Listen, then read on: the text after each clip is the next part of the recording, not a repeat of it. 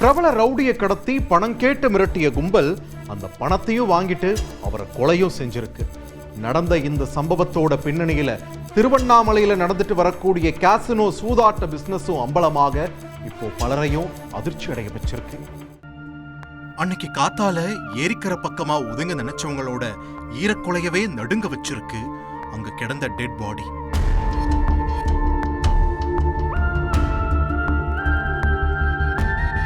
தகவல் கிடைச்ச அடுத்த சில நிமிடங்கள்லயே கிரைம் ஸ்பாட்டுக்கு வந்த போலீஸ் டீம் இன்வெஸ்டிகேஷனை ஸ்டார்ட் பண்ணியிருக்காங்க. காவல்துறையினரே கொஞ்ச நாள் எந்த வம்பு தும்புக்கும் போகாம தலைமறைவா வாழ அறிவுறுத்தியிருந்த ஒரு ஹிஸ்டரி ஷீட்டர் கிரிமினல் தான் இங்க கொடூரமா கொலை செய்யப்பட்டிருக்காரு. கொலை நடந்த இடம் திருவண்ணாமலை மாவட்டம் நீலந்தாங்கல் ஏரிக்கரை பகுதி.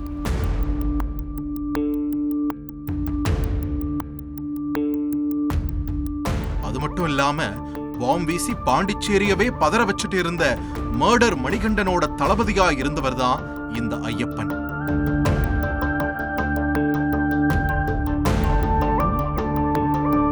இவரோட ஸ்கெட்சில் சின்ன குழந்தைகள்ல தொடங்கி அரசியல் பிரமுகர்கள் வரைக்கும் பல பேர் பலியாகி இருக்காங்க. அது மட்டும் இல்லாம கோவாவில இருந்து மாடல் அழகிகளை வரவழைச்சு பாலியல் பிசினஸ் பண்ண குற்றத்துக்காக ஐயப்பன் கைது செய்யப்பட்டிருக்காரு. அந்த கேஸ்ல இருந்து சமீபத்துல பிணையில வெளிவந்த ஐயப்பன் இனி திருந்தி வாழ விரும்பியதாலதான் அவரை போலீஸ் தலைமறைவா இருக்க அறிவுறுத்தி இருக்காங்க. அதன்படி தமிழகத்துல உள்ள திருவண்ணாமலையில தஞ்சம் அடைஞ்சவரை தான் ஒரு கும்பல் இப்படி கொடூரமா கொன்னு போட்டிருக்கு.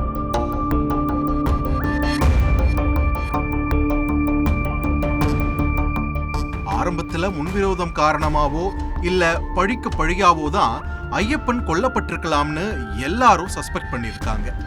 ஆனா இந்த கொலைக்கு பின்னணியில இருப்பது திருவண்ணாமலையில நடந்து வரக்கூடிய சூதாட்ட பிசினஸ். ஐயப்பன் திருந்தி வாழறதுக்காக திருவண்ணாமலையை தேர்ந்தெடுத்ததுக்கு காரணம் ஆன்மீகம் இல்ல, இங்க கேசினோ மாதிரி நடந்து வரக்கூடிய சூதாட்ட பிசினஸ்.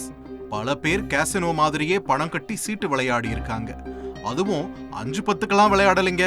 எல்லாரும் 5 லட்சம் 10 லட்சம்னு பணம் கட்டியும் சொத்தையே அடமான வச்சும் சூதாடி இருக்காங்க. என்கிட்ட திறமையும் அதிர்ஷ்டமும் இருக்கு, ஆனா விளையாட பணம் இல்லைன்னு தயக்கத்தோட வேடிக்கை பார்க்கக்கூடியவங்களுக்கு ஐயப்பன் ராக்கெட் வட்டிக்கு லோன் கொடுத்து உதவி இருக்காரு. ஒருவேளை கடன் வாங்கி விளையாடுறவங்களுக்கு அதிர்ஷ்டம் அடிக்கலைன்னா கொடுத்த பணத்தை திருப்பி கேட்டு ஐயப்பன் அடிப்பாரு. அப்படிதான் ஐயப்பனுக்கு சிஷ்யர்களா சுத்திக்கிட்டு இருந்த முத்துக்குமார், பில்லா சங்கர், சந்துரு மற்றும் மாமா நடராஜன் என்கிற 4 பேரும் பாஸ்கிட்டையே 6 லட்சம் ரூபாய் லோன் வாங்கி சூதாடி இருக்காங்க. ஆனா அவங்களுக்கும் அதிர்ஷ்டம் அடிக்கல. இதையடுத்து ஐயப்பன் கொடுத்த பணத்தை வட்டியோட திருப்பி கேட்டு 4 பேருக்கும் நாள் குறிச்சிருக்காரு. பாஸ் முந்திக்கிறதுக்குள்ள நாம முந்திக்கணும்னு முடிவெடுத்த சிஷ்ய பிள்ளைங்க போன சனிக்கிழமை ஐயப்பனையே கிட்னாப் பண்ணி ஷாக் கொடுத்திருக்காங்க.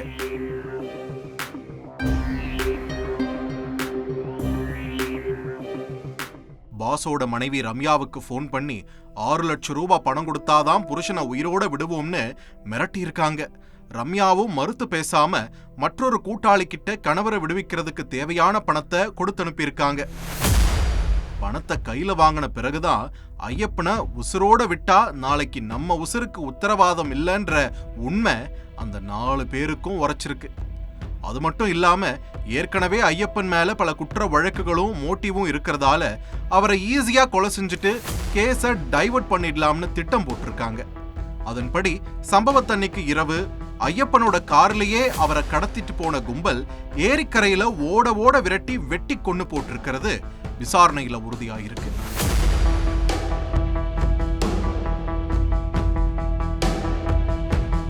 நடந்த சம்பவம் தொடர்பா கொலைகேஸ் ரெஜிஸ்டர் பண்ண போலீஸ் கொலையாளிகள் 4 பேரையும் கைது பண்ணி அவங்க கிட்ட தொடர் விசாரணை மேற்கொண்டு வராங்க. முழுமையான விசாரணைக்கு பிறகே சூதாட்டத்துல நடந்த பணத்தகராறு மட்டும்தான் ஐயப்பன் கொலைக்கு காரணமா இல்ல வேற ஏதாச்சும் மோட்டிவ் இருக்கான்னு தெரிய வரும். தந்தி டிவியை உங்கள் கேபிள் டிவி ஆபரேட்டரிடம் இலவசமாக கேட்டு பெறுங்கள். செய்திகளை உடனுக்குடன் தெரிந்து கொள்ள உடனே சப்ஸ்கிரைப் பண்ணுங்க.